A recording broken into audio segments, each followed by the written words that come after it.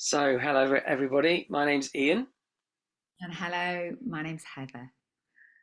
and we're part of the Insight Leadership team. And we'd like to get each to know each other a little bit better.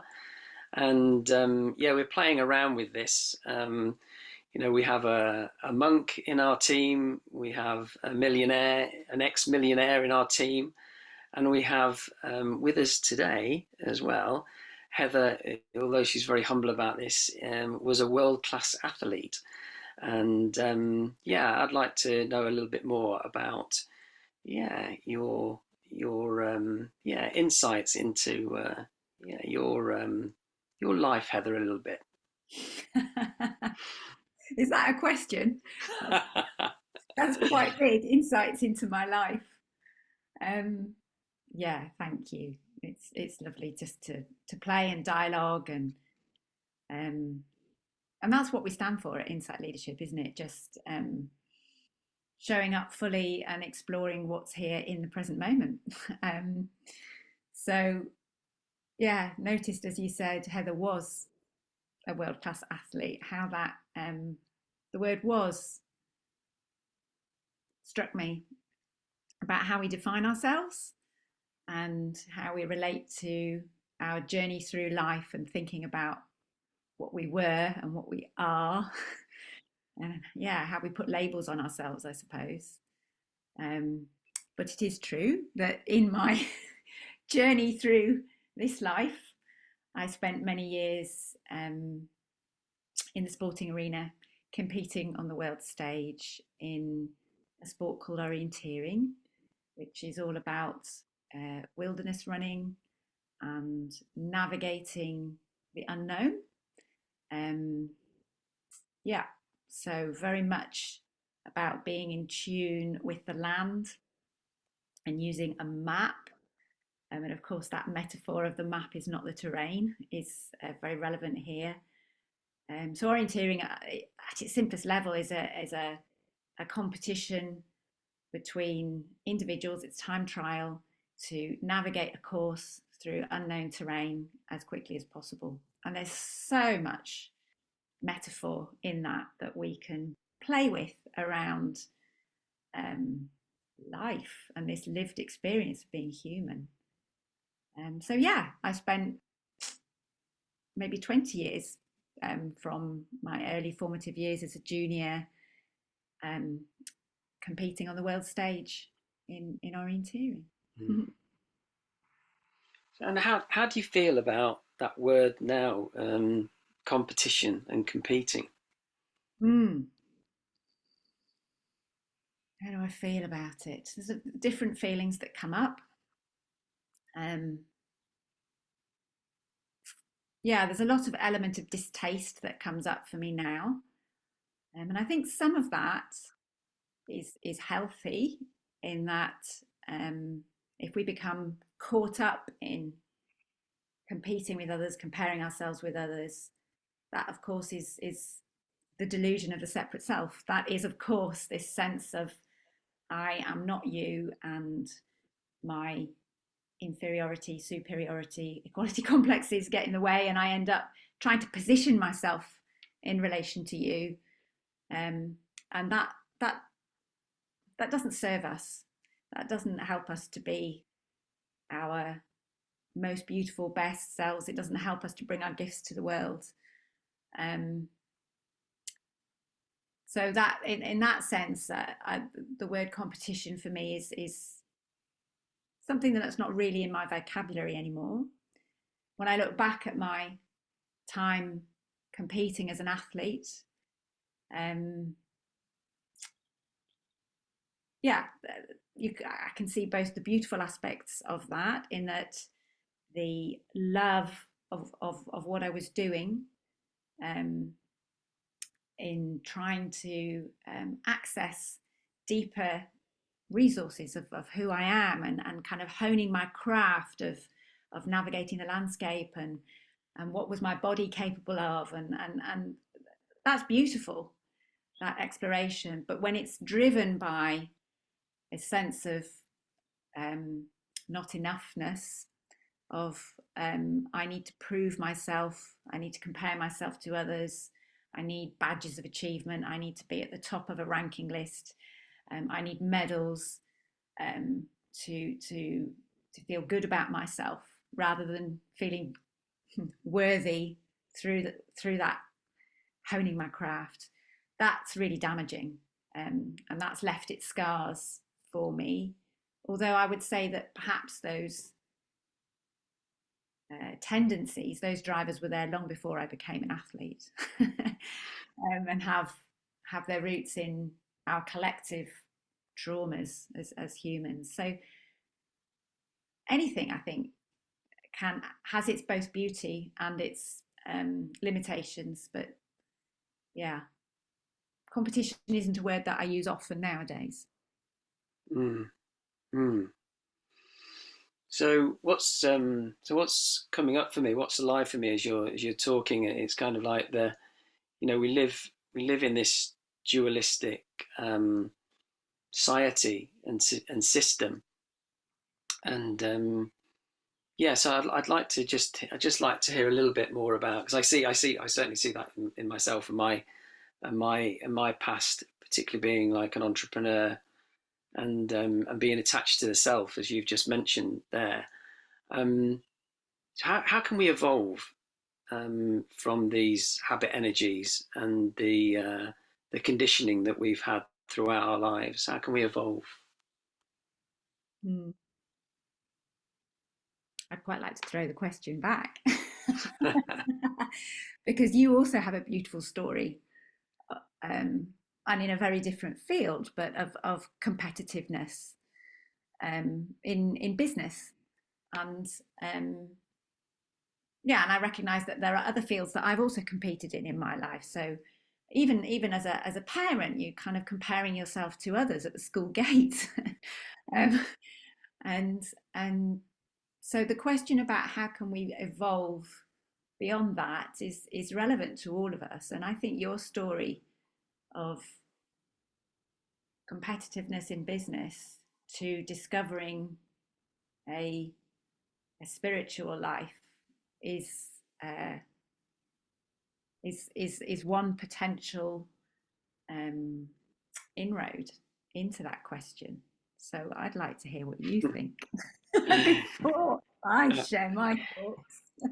Yeah, well, I think you can tell we're on a similar path, because you mentioned about the inferiority complex and equality complex and superiority complex, and yeah, that's been my experience and my life. I grew up feeling a lot of inferiority and not being good enough. I don't want to talk too much about my kind of difficult childhood of not feeling loved and yeah, not worthy of love and not belonging, um, because we've done a lot of stuff around that, and yeah, if people are interested, they can check that out online.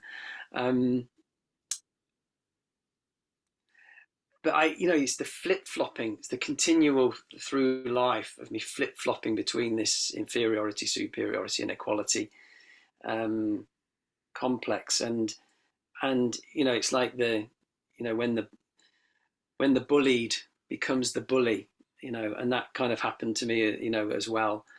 um, and I had a lot of difficulty, um, and growing up and even being an adolescent, early teenager, in my early adulthood, and never feeling good enough, so always chasing into the future because I didn't really want to look back at the difficulty in the childhood stuff. So yeah, so that really flipped over into kind of like, I wanted to be as good as everybody else, or I wanted to be even better. So our society's set up for that. So having lots of failed business ventures and that, and then one day, one of those ventures took off, and then I could have anything I wanted. I could do anything I wanted, and then and then in some respects that made me feel good enough, and yeah, having multi-million pound turnover businesses, and people kind of it felt like people respected me. It felt like my family were proud of me. People came to me for advice, and that just stroked my ego. Um, and yeah, it got to that point where it's kind of like, well, got to a point, and it's like, well, why am I not happy then? And I'm looking at this like little bit of a trail of destruction I've left behind me, um, because I'm always running into the into the future. And I think we can recognize this with a lot of leaders or a lot of entrepreneurs, or um, that that they're not fully conscious about what they're doing, um, because our lives are so busy, and it doesn't matter. Like you've mentioned, as a parent, um, comparing yourself or trying to be good enough as a parent, and I did that as well, but I didn't spend enough time with my kids growing up because I was thinking that what I should provide, instead of stopping and calming and looking deeply at what it is to be human, what it is to be a parent, what it is to be a friend, what it is to be part of the community, and to give, rather than continually take. And so, as part of that expanded consciousness for me, I was very lucky that as I hit this crisis of like, well, I'm not happy, and yet I've achieved what I set out to achieve. I was lucky enough to find Zen Master Thich Nhat Hanh very early on in my journey, and it transformed my life, and into not having and doing so much, just being, just just being, and going on this really incredible concrete journey of like of Thich Nhat Hanh being engaged as a Zen master, so not just sitting on the cushion, but just actually being engaged, and being an incredible human, um, you know, giving out to the world a lot of love and compassion and understanding and joy and inclusiveness, and this beautiful equanimity that Thich Nhat Hanh Thai talks about, and that we can embody, and that can then permeate into all parts of our lives, and this concrete path with the four truths and then the 8 steps, and it becomes a positive feedback loop, and then leading into these incredibly beautiful ethics, these global ethics that we talk about, for example, the 5 mindfulness trainings. And I love how how Thich Nhat Hanh talks about these being zones of freedom.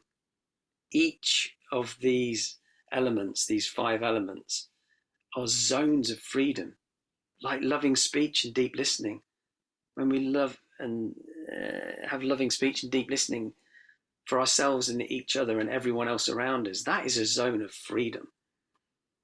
Because as we go through this journey, we have this thing called karmic redemption, and both you and I have done like a 10-day silent retreat, vipassana, where we're just in a space with maybe 100 others, with just this on mind, and we know the power of that, because we're right in the suffering and the joy.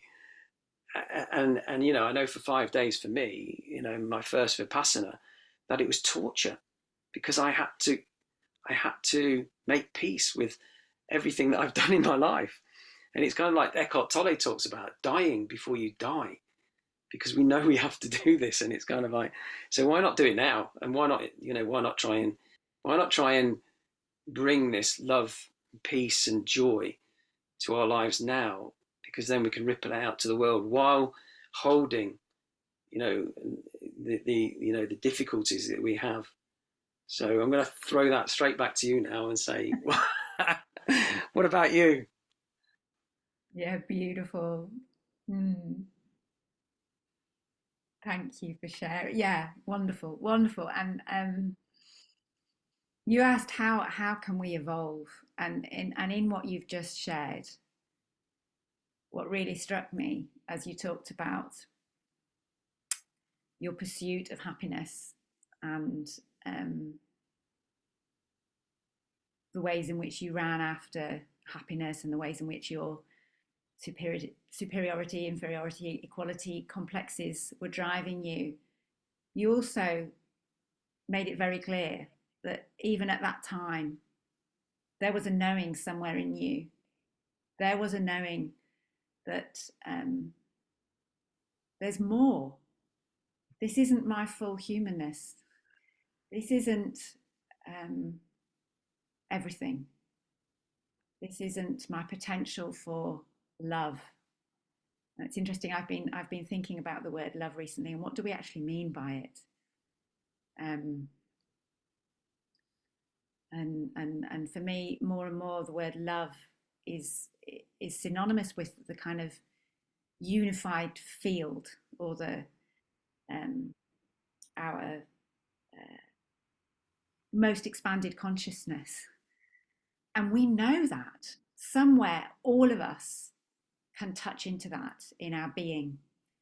Um, and so, your question about how do we evolve is, we need practices, we need spaces, we need environments, we need containers that allow us to become what is already there in us, to become more of that, to tune into that awareness of our fullness, of the unified field, of interbeing, of this recognition that we aren't separate selves, that we are each other. Um, and we evolve as we, yeah, you talked about running and needing to stop and calm. And for me, it's kind of surrendering to what's already there. And tuning into what's already there and letting the other stuff fall away, stripping back the layers um, of baggage, or of of protection. Or I'm almost thinking right now is like we kind of wrap it up in layers of of yeah, wrapping to try and keep something safe, but actually in so doing we uh, we lose touch with it. Um, and those layers are, as you also pointed to, kind of related to our trauma. And so we create these layers in the strategies we have to try and self-fulfilling kind of sabotage. And actually all we need to evolve is to learn how to let go of all of that and come back to what's already there. um, yeah, I'll stop there. Yeah, well, I mean, we could just go on for hours talking about this kind of stuff. I mean, just you talking about the letting go. You know, we know that all these deeper, when we go into the deeper, teachings of that Tina Harm so beautifully manages to express in a beautiful way. But it's like this letting go, this looking deeply into the non-self elements of ourselves, the impermanent nature of everything, the emptiness, the aimlessness of our species, the deep knowing you touched on there about the remembering. It's like we already know, we just have to tap into the remembering. Which is another expression of the term mindfulness. It's actually remembering, and we all have access to it. It's just we have to, like you said, create these spaces, these containers, these times that we can be like with like-minded others, and that, and we've both spent a lot of time, in Plum Village, at Thich Nhat Hanh's monastery, and I was lucky enough to spend 2 years there. 2 years of, just like you said, the practices of just sitting with the community, the sangha, doing walking meditation in nature every day, seeing the nuances, the changes in the seasons, and the plants, and the trees, and just walking on the leaves, and in autumn, the millions of leaves that are scattered, and just knowing that you belong. You there is no separation. It's pure interconnection, and each one of those leaves is your life. you know that's the deep, that's the depth we can get into, of this knowing of interbeing, and how it links so beautifully with quantum physics, and neuroscience, and all of the coming together of this wisdom. And as Thich Nhat Hanh says, science is just deep looking. It's meditation. It's deep looking, um, and that's what gives me hope. In the difficult times that we're in at the moment, it gives me hope. And yeah. So what gives you hope? It gives me hope. Or what's alive for you that we've been chatting about?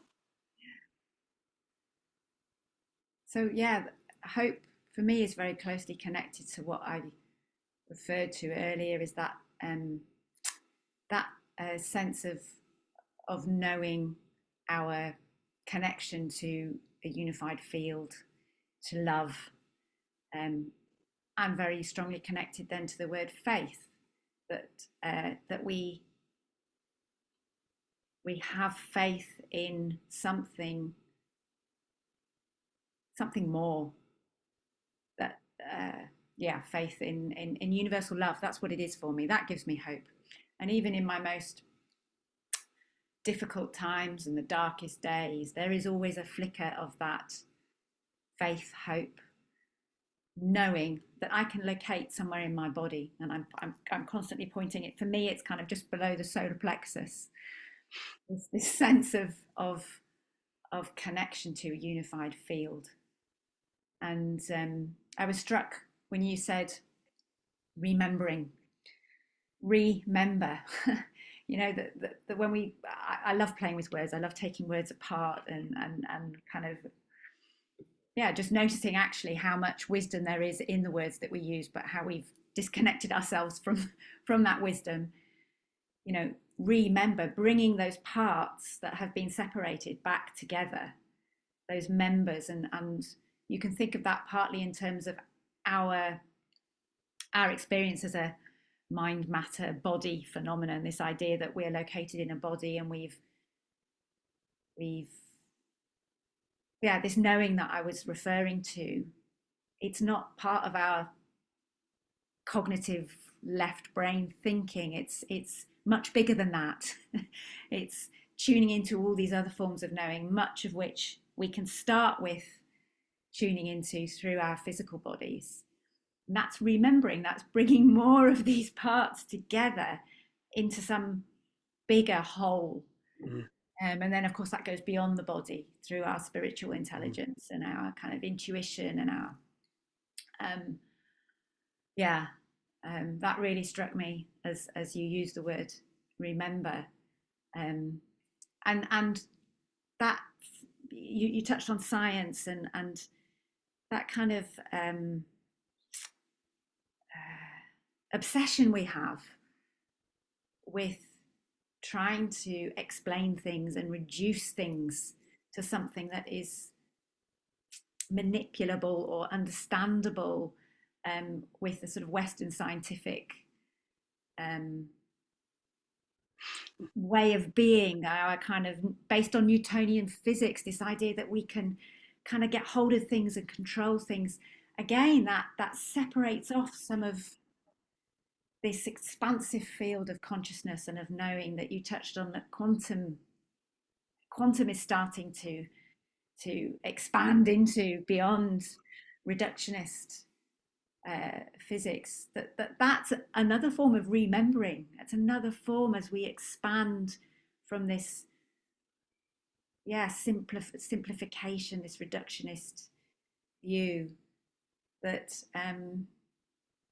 yeah, as we evolve, you asked about how do we evolve and how do we, that that gives me hope as I tune into more of that knowing that mm, is present for me at all time. That mm, fuels that same sense of hope.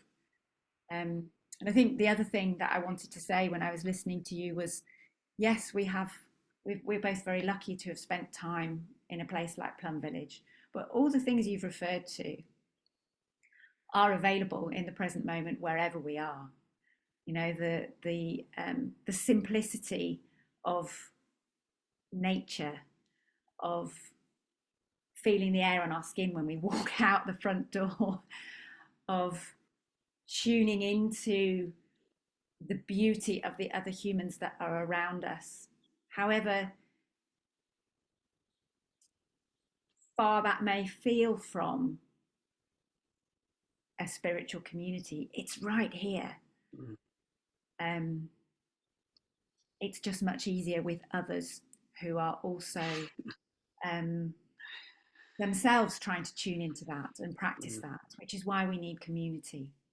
Yeah, yeah, and I know, yeah, it's I can only speak for myself, but this is probably one of the biggest challenges that I have.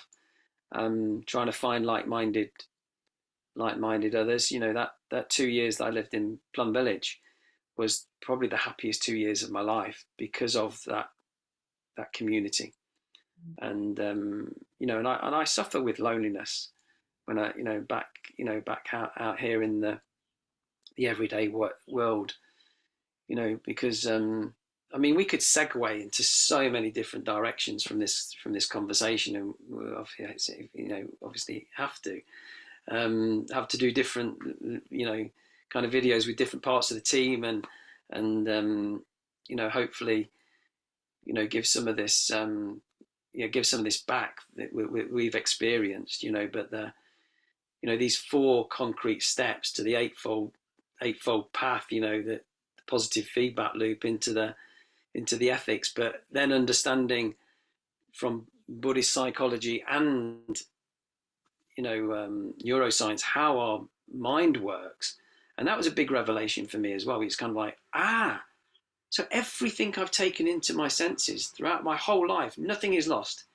It's there in the store conscious, or it's in the subconscious. And then that's what's going to come up into my mind. And that's then who I'm going to show up.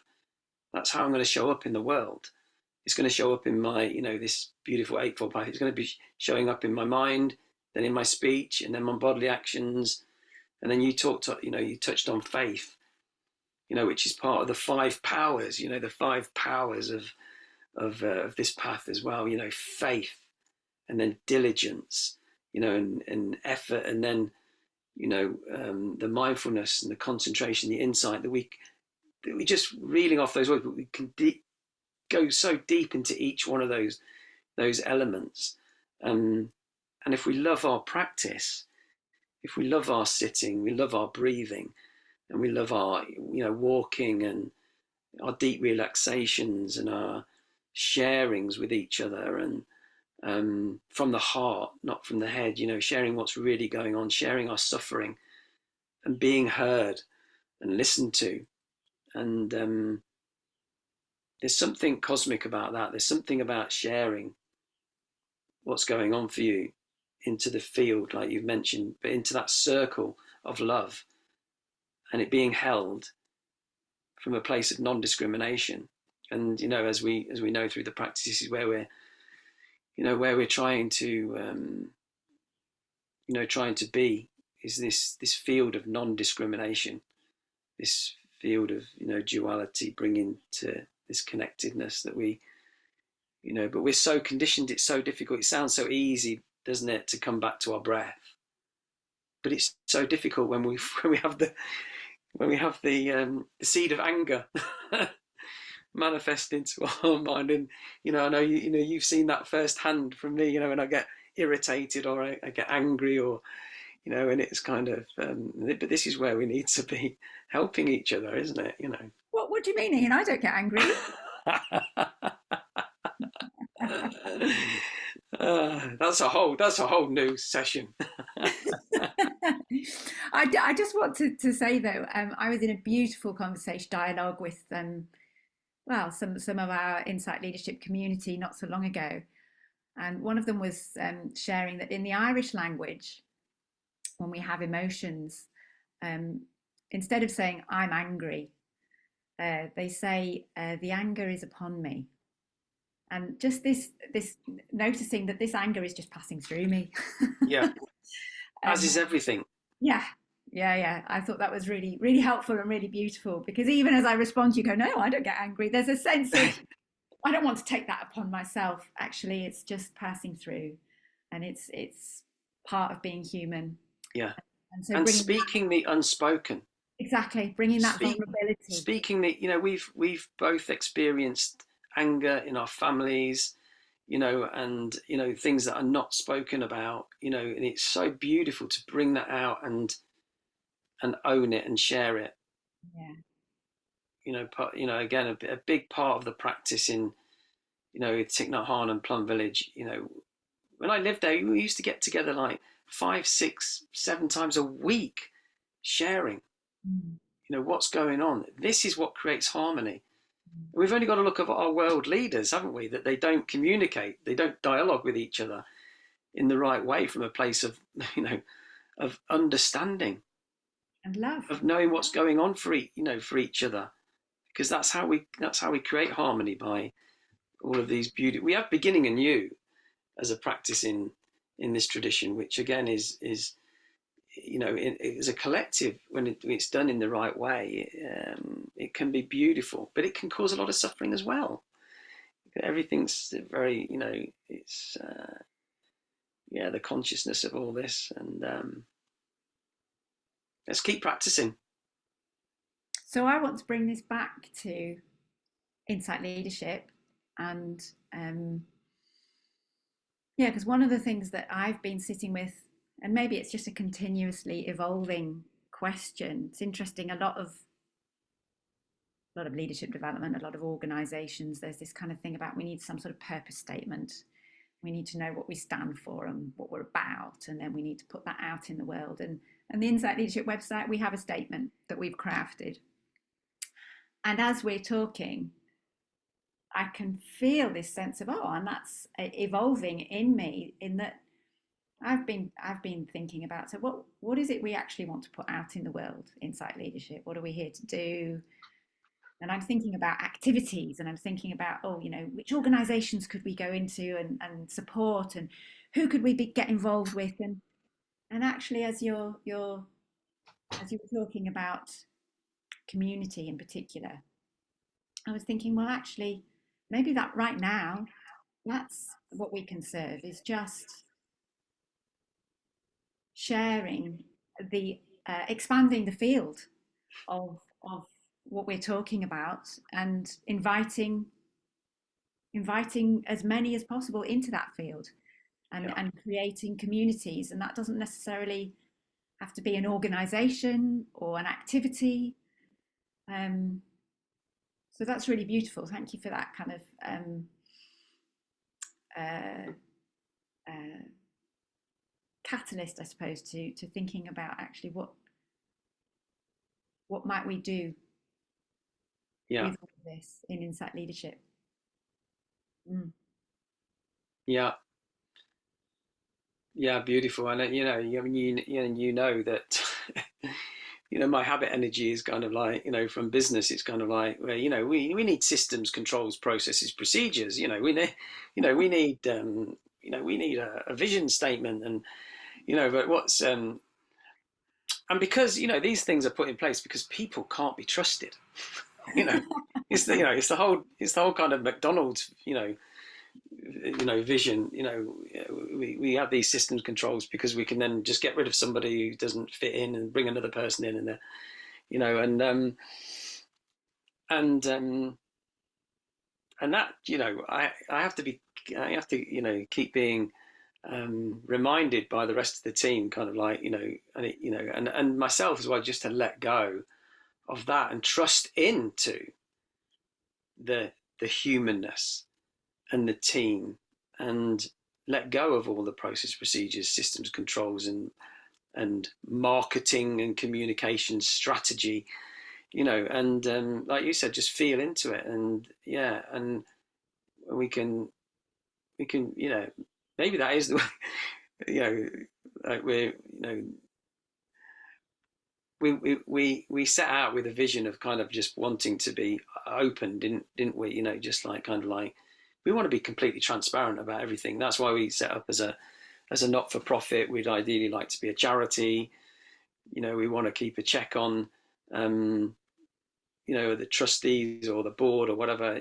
That you know, what are they in it for? Are they in it for themselves, and they want to, you know, to kind of have a nice big salary? And it's kind of like no, it's kind of like, you know, we have to keep, you know, checking with each other. What are we, you know, what are we doing this? You know, what are we doing this for? And again, you know, my story. I've let go of all of my wealth, that I, you know, that I had, and everything that I've let go of has brought me a little bit more freedom, a little more zone of freedom. The more I read the 5 mindfulness trainings, the 14 mindfulness trainings, that they're all zones of freedom, as I've just mentioned. It's kind of like it's liberating, you know, Mm. and this is what, you know, it's like, you know, impermanence, non-self, letting go. You know, that's the ultimate. And as you know, you know, I had a near-death experience when I was 10 years of age, and through this practice, I'm touching back into that quantum field of everything being connected, just like it was then. Um, that experience then, you know, I'm experiencing it now. And like I've said to you before, you know, I used to sit in Plum Village in meditation in that 2 years and just go, oh my happiness, because let go of everything. And you know, we talk about this emptying the mind, and we can't even when we've got a busy mind, like mine is a very busy mind, you can't even imagine having an empty mind. But this is possible. This is possible. We just have to put ourselves in the right environment, and have the right path to, you know, and conditions to do that. But it is possible. And there's a lot of teachers out there, mindfulness teachers, that says it's not about that, emptying the mind, but it can be. So it can not be about it, and it can be about it, because it's everything's connected. So yeah, of course it's you know, of course you know, everything is possible. I think my take on that is as soon as we create a goal, I want to empty my mind, then it's Yes. not about emptying the mind. Then we've missed the point. Yeah. But you use the word freedom, and um, I think I think the word freedom is again we can really expand our understanding of what that word means in a field, a unified field, in a field of infinite possibility, an expanded field. Wow, there's a lot of freedom, and Wow. that Yeah. freedom, and Ty says this: love is freedom. Yeah. Freedom is also the universal love or the unified Yeah. field or the consciousness that I was talking about. And so um, that for me is how I relate to this idea of emptying the mind. It's Yeah. not that I'm trying to empty my mind, it's that in that unified field of expanded consciousness, of mindfulness, of whatever you want to call it, that experience of emptiness Yeah. arises. And you also talked about letting go of, you know, systems, controls, process, procedures, whatever it is that that for you recognize you need to keep letting go of. Huge for me is letting go of um, wanting a little bit of control or certainty, wanting to kind of know, okay, so what are we doing in this meeting tomorrow? What are we doing next week? Needing some sort of planfulness or um, yeah, Planfulness. yeah, and that's my habit energy, and recognizing, oh, I think I've let go of that. No, just keep tripping over it over and over and over again. But one of our beloved Plum Village monastics, I heard Fap Lin beautifully said, from a neuroscientific perspective, our addiction to certainty is an irrational stance. It's irrational. Here I am thinking I'm being rational by getting some Yes, certainty. Of course, it's the only thing that is certain is uncertainty. yeah, And so that's a huge practice of letting go for me. huge. Huge and And really relevant to the business world, I'm sure. it's and as as you mentioned before as well, it's kind of like the thing that's difficult for us to get our head round is we cannot cognitize this. You know, And yet the irony, Ian, is we're sitting here cognitizing about it. yeah, and tapping into our true essence as well at a similar time as well. What used to frustrate me so much about, for example, when I first went to Plum Village, for example, it was like I was sitting there in meditation and I was going like, why are they not teaching me how to meditate? So my thinking mind was going, why are they not teaching me how to meditate? And it was only years later that I realized if they tried to teach me how to meditate, then I'd cognitize it.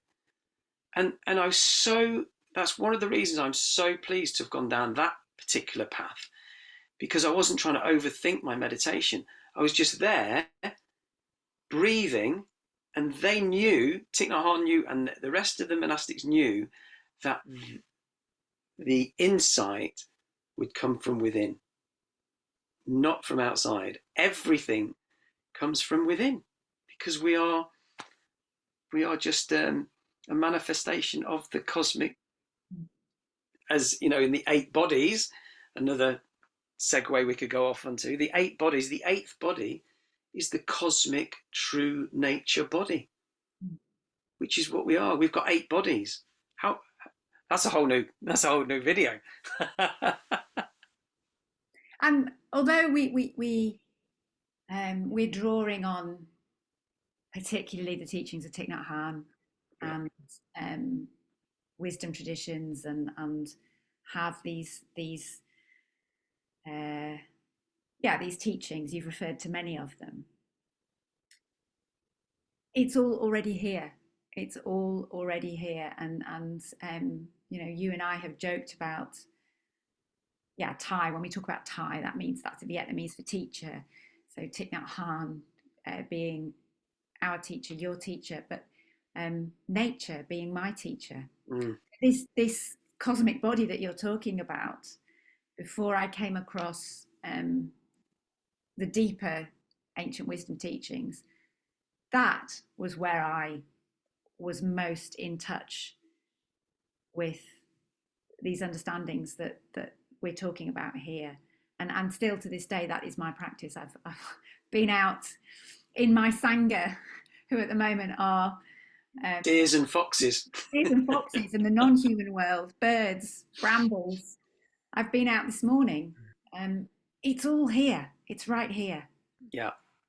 And why did, after every talk that Thich Nhat Hanh did, why was the next activity walking meditation in silence in nature with the community? Because the word nature is Latin for our place of birth. Yeah, Is, of course. so we're not separate from nature, of course. We talk about nature as if it's something we go to, but actually, Thai was just returning to our place. Yeah, Yeah. yeah. And it's that beautiful balance that that you have in um, somewhere like Plum Village, where you have that beautiful balance between study, play, practice, and rest and serving. It's beautiful. And the schedule, if you follow the schedule, even though it's quite busy, gives you energy because you're cultivating, the breath energy, the spirit energy within us all, within that we have within us all. But that's what we're cultivating. And spirit means breath. Oh, there's enough here for us to dialogue for another few hours. Yeah. Until the next time. Until next time, absolutely beautiful. Bless you, Heather. Lovely to be with you. It's fantastic to be in this team with you and to know you better and better and better. Thank you. Thank you. I'm going to bow to you on that. I'm going to bow to all of our awakened natures. Till next time. Bye.